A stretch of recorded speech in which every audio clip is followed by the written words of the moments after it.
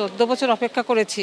গুন্ডারা যদি রাজ্য চালায়, খুনিরা যদি রাজ্য চালায়, সে রাজ্যে বরুণীর বিচার হয় না। মাঝে কেটে গেছে 14টা বছর, ক্যালেন্ডারে আরও একটা জুলাই মাস। বরুণ বিশ্বাসের হত্যাকাণ্ডের পুনর্তদন্তের দাবি নিয়ে মুখ্যমন্ত্রী শুভেন্দু অধিকারী দ্বারস্থ হল বিশ্বাস পরিবার। 2012 সালের 5ই জুলাই উত্তর 24 পরগনার গোবরডাঙ্গা স্টেশন চত্বরে দুষ্কৃতীদের গুলিতে ঝাঁঝরা হয়ে যান কলকাতার মিত্র ইনস্টিটিউশনের শিক্ষক বরুণ বিশ্বাস। ওই মামলায় 9 জনকে গ্রেফতার করা হয়। তাদের মধ্যে জেলেই একজনের মৃত্যু হয়, বাকিরা জামিনে ছাড়া পেয়ে গেছে। এক যুগেরও বেশি সময় ধরে সেই মামলা ঝুলে রয়েছে আদালতে। তৃণমূল জমানায় বারবার বদল হয়েছে আইনজীবী। এবার সরকার বদল হতেই নতুন করে তদন্তের আর্জি জানালো বরুণ বিশ্বাসের পরিবার। আমাদের এই মানবিক মুখ্যমন্ত্রীর কাছে আমাদের একটাই দাবি, বরুণের যে হত্যাকাণ্ডের সত্যিকারের যে মৃত্যু রহস্য, যে তদন্তর নামে প্রহসন হয়েছে, তদন্ত কিছুই হয়নি।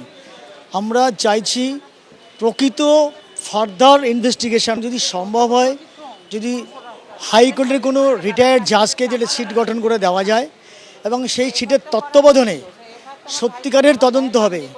যারা প্রকৃত দোষী এবং যারা প্রকৃত দোষী বলতে পশ্চিমবঙ্গ নয় ভারতবর্ষের লোক জানে যে মাস্টার মাইন্ড হচ্ছে তৎকালীন খাদ্যমন্ত্রী, পরবর্তীকালে বনমন্ত্রী জ্যোতিপ্রিয় মল্লিক। তার নেতৃত্বে অন্তত 100 থেকে 150 লোক বরুণের হত্যাকাণ্ডের সঙ্গে জড়িত।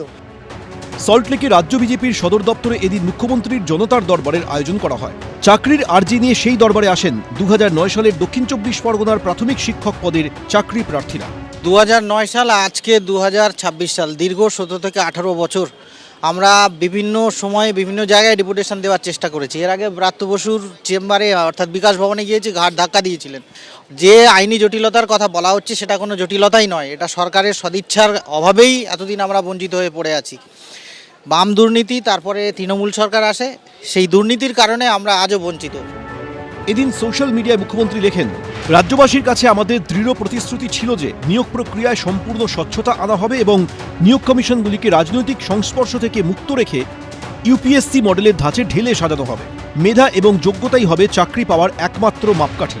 অতীতের দুর্নীতিগ্রস্ত সরকারের আমলে যে অন্যায় হয়েছে বা প্রাতিষ্ঠানিক দুর্নীতির যে দৃষ্টান্ত স্থাপন হয়েছে তার কোনো স্থান এই নতুন পশ্চিমবঙ্গে নেই। যোগ্য মেধাবী চাকরি প্রার্থীদের অধিকার সুরক্ষিত করা এবং তাদের হাতে নিয়োগপত্র তুলে দেওয়াই আমাদের প্রধান লক্ষ্য।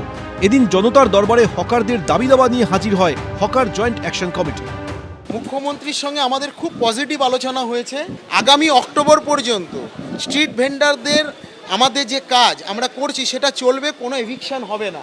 ওনার নির্দেশ এটা, মুখ্যমন্ত্রী নিজে দায়িত্ব নিয়ে বলেছেন আগামী পুজো পর্যন্ত, অক্টোবর পর্যন্ত কোনো এভিকশন কোনো জায়গায় হবে না। হকার উচ্ছেদের প্রতিবাদে এদিন শিয়ালদা ও হাওড়া দু প্রান্ত থেকে মিছিল করে সিপিএম। মিছিল শেষ হয় মোহাম্মদ আলী পার্কে। শিবাশিস মৌলিক, সুদীপ্ত আচার্য, এবিপি আনন্দ। এবিপি আনন্দ, এগিয়ে থাকে, এগিয়ে রাখে।